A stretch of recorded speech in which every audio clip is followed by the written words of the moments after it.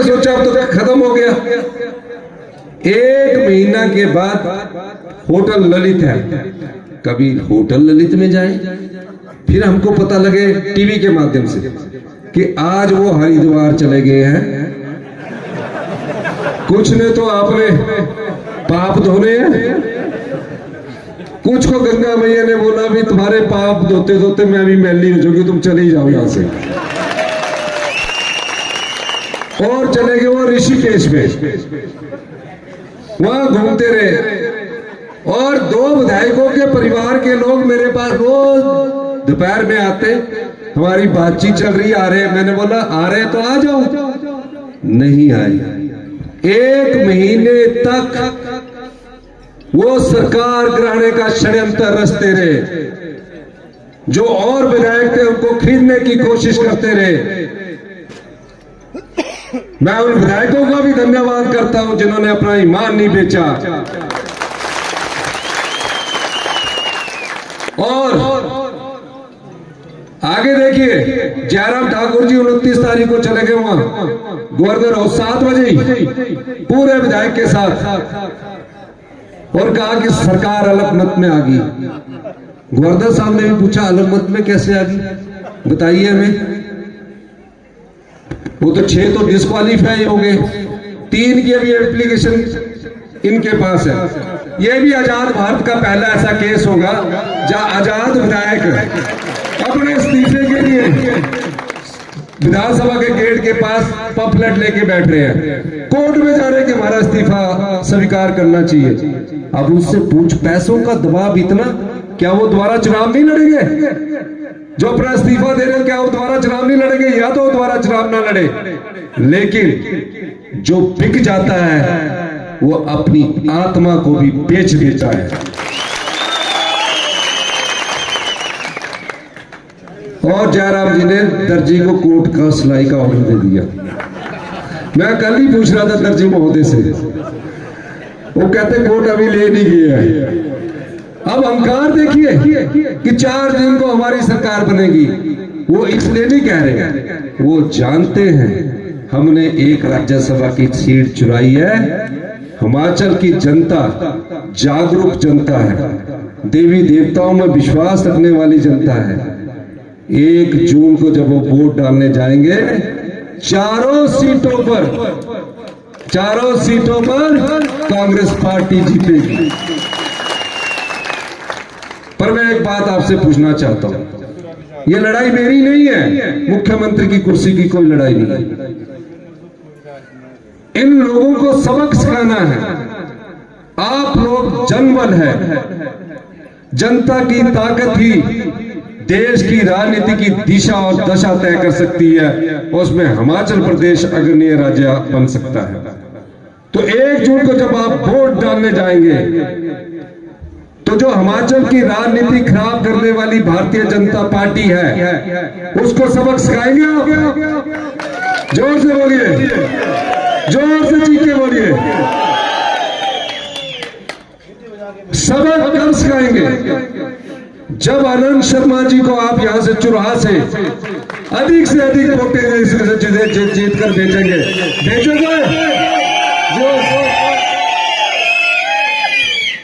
और मैं दावे के साथ कह सकता हूं, 3.5 साल हमारी सरकार है।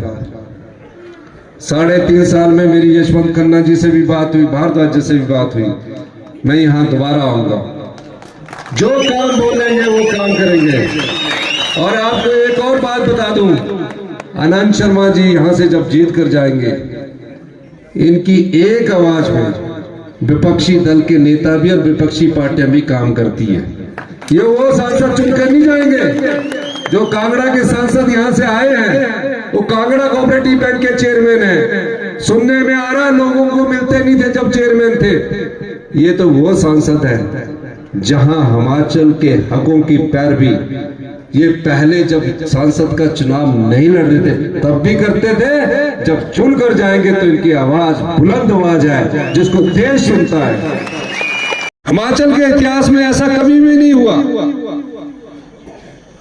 कोई कल्पना भी नहीं कर सकता था कि हिमाचल के इतिहास में ऐसा होगा जो लोग कांग्रेस पार्टी के हाथ के निशान पर चुनकर गए, उन्होंने पार्टी के पीठ पर छुरा घोंपा और भारतीय जनता पार्टी के प्रत्याशी को 6 विधायकों ने वोट डाल दिया। वोट डाला कोई बात नहीं, जब वो वोट डालने के बाद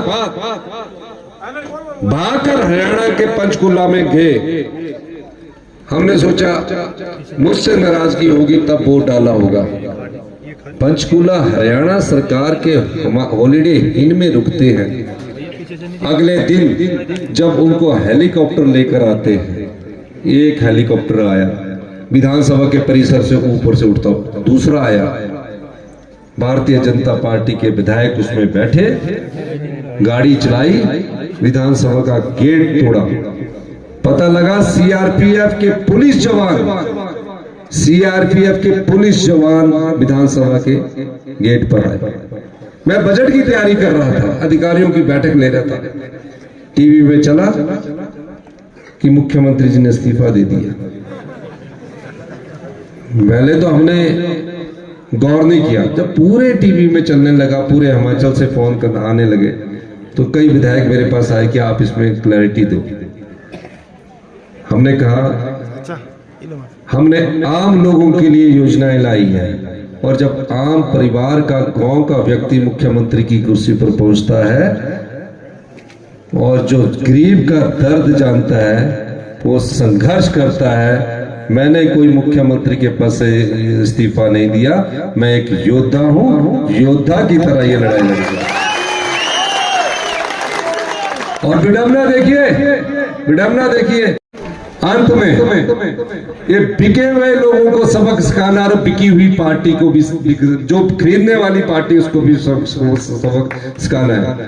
जो पार्टी जनता की भावनाओं का सौदा करती है, जनता की भावनाओं का सौदा किस पार्टी ने किया बताइए?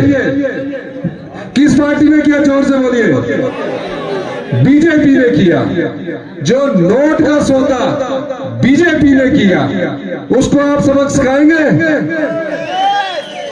मैं यही कहने आया हूं, और मैं दावे के साथ कह सकता हूं, हमारे पास धन बल नहीं है, बहुत बड़े धन वाली पार्टी है। इतना पैसा इन्होंने बिके हुए विधायकों को दिया, इसमें से कुछ पैसा वो आपदा में दे देते तो आपदा प्रभावित परिवारों की और मदद होती। जब छोटे छोटे बच्चे गुल्लक देकर हमारे आपदा राहत कोष में दे रहे थे, इनको कोई और नहीं हरा सकता। और आप देश की दशा और दिशा तय करने वाले हिमाचल प्रदेश के इस चुनाव में हैं। मैं आपसे अनुरोध करना चाहता हूं, आपकी ताकत ही हमारी सच्ची ताकत है। इसीलिए मैं कहता हूं, जनबल जीतेगा, धनबल हारेगा। मेरे साथ बोलिए जनबल, जोर से बोलिए जनबल, धनबल, ऊपर से नहीं आ रही, जनबल, धनबल। और कैसे हारेगा? जिस दिन आप आनंद शर्मा जी को अधिक से अधिक वोट डाल के जिताएंगे, ये संदेश दिल्ली में जाएगा। यही मैं कहना चाहता हूं। आनंद शर्मा जी के लिए आप सब लोग तालियां बजाकर इनका समर्थन कीजिए। बहुत बहुत धन्यवाद। जय जवान।